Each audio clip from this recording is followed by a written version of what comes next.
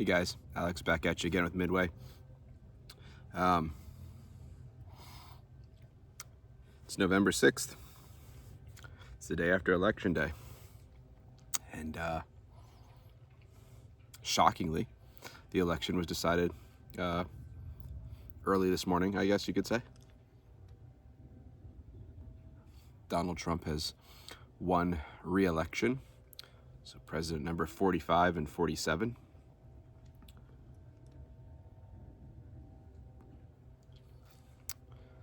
I'm pretty relieved at that. But that's not why I'm recording this video today. If you didn't watch my last video, I assigned some homework. And I said, I don't care who your candidate of choice is.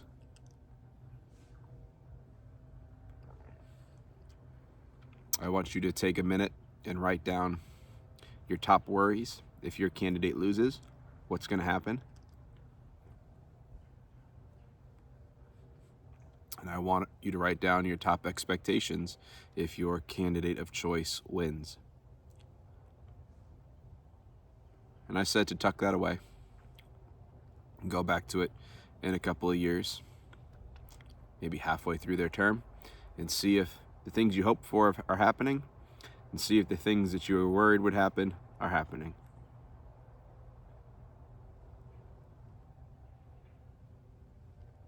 Well, if you didn't do that homework, now you only have to do half of it. It was interesting being out and about today. I started my day off in my gym. Very conservative base. Everyone was very happy. Very happy, somewhat in shock and disbelief, but very excited. Great way to wake up in the morning. The rest of the day, there's a lot of people in town. We're very quiet, very sad.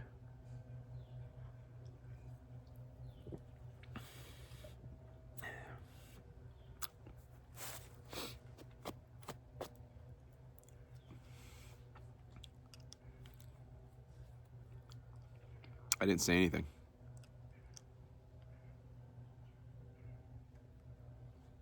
Talked about hopes, what I want to happen with those who are excited and those who are sad and mopey. Let them be sad and mopey.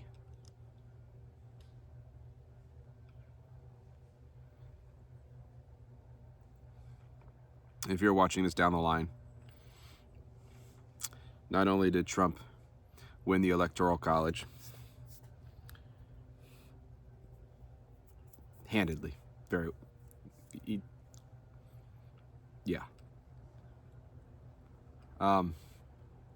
also won the popular vote by over 5 million votes.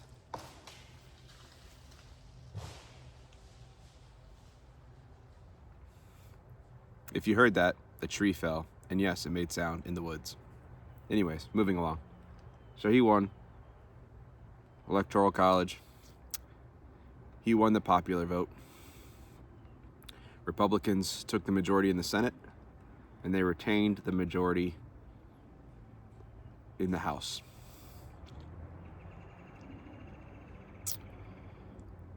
So there are a lot of promises made leading up to this election. So it'll be interesting to see which of those promises get upheld.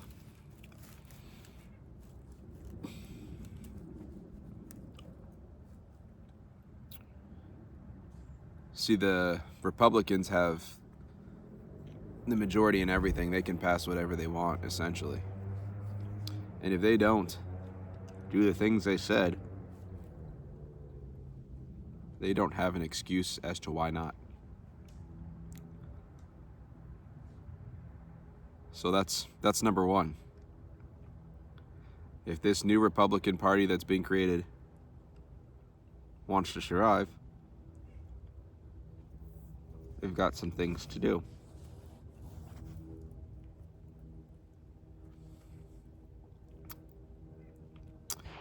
Now, The other thing to keep in mind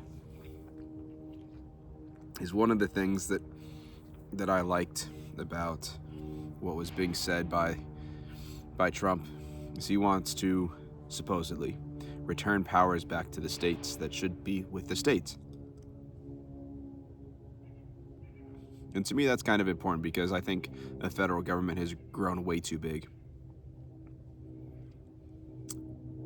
And I think decisions being made more locally are probably for the better than the big old government coming in and telling you how things are going to go. So that makes me happy.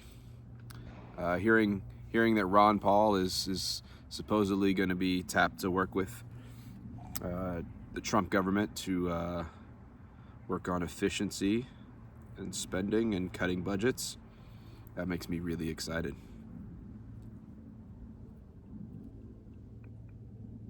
So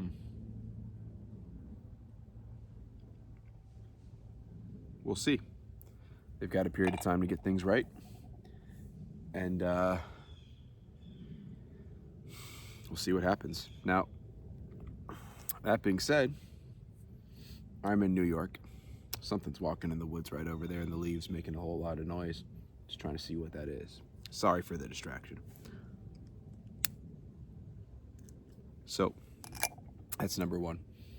Now, the interesting thing, too, is that some of the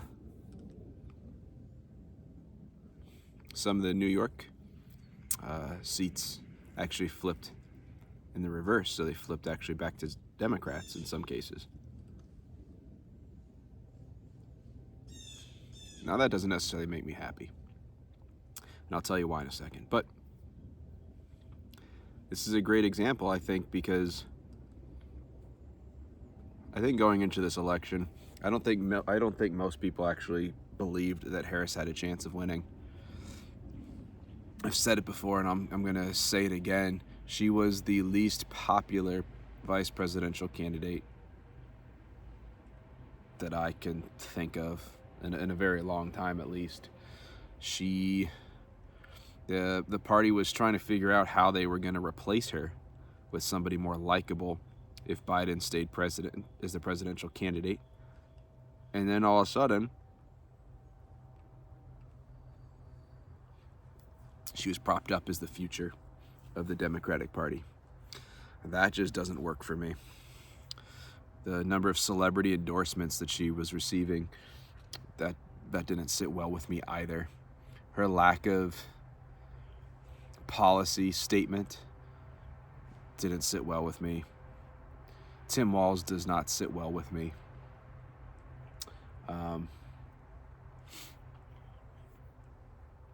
So yeah, but I think because she was not exactly a very popular candidate, I think most votes for Harris were anti-Trump votes. But I think people are starting to understand the importance of local elections. In New York, there was a proposition that was put on the ballot, and it won with a larger percentage than I would like.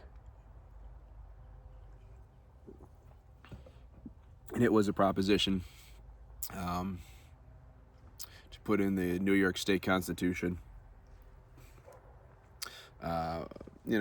Things that I think we can all agree on, that, people respect people and of diverse backgrounds and all that kind of stuff. And so it was played up as a, if you don't like this, then you're against gay people and that whole deal. Their rights were not, in New York, were never threatened. It's not. But what it did do in the fine print was it also gave protections, equal protections, to illegal immigrants. But that was in the fine print, and most people just voted yes because don't you want everybody to have equal rights? Nobody thought about the illegal immigrant part. So that passed with over almost 70% of the vote. I did not vote for it, but again, This is a state by state thing. This is the importance of local elections, local choice. So this is, though I'm not happy with that outcome,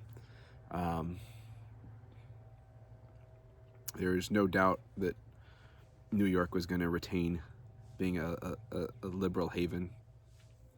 And when I say that, most of the state is red, except for the Albany region and New York City, really.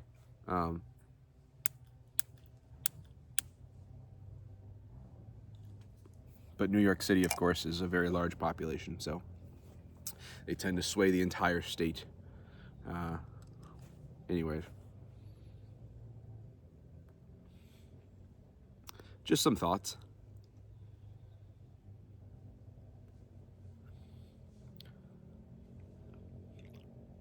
I think a lot of people are afraid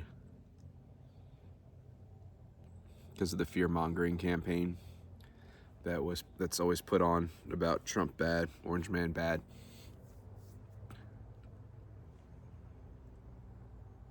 I hope he's going to do a lot of the things he said he was going to do.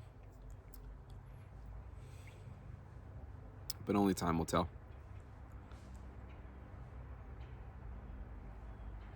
But again, at the end of the day, the things that are going to affect your life most are the things that you do, the decisions you make. For you and yours. Just keep that in mind. No one cares more about you and your loved ones than you do. No one's going to fix any problems you have. That's something that you've got to do. Build that mental resilience. Take care of your loved ones. And if someone's having a bad day because the election didn't go their way, don't be an ass. Don't be an ass, because it could have gone the other way.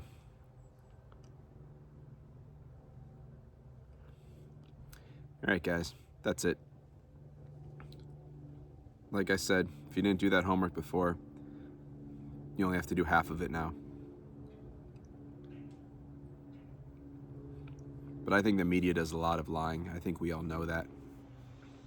And so I want you to do an experiment to see if the media is telling the truth to you, and if what happens in the next 4 years is really going to affect you like your worst fears are telling you. All right, guys, that's it. Have a good one. Do your homework, and we'll see you in the next video.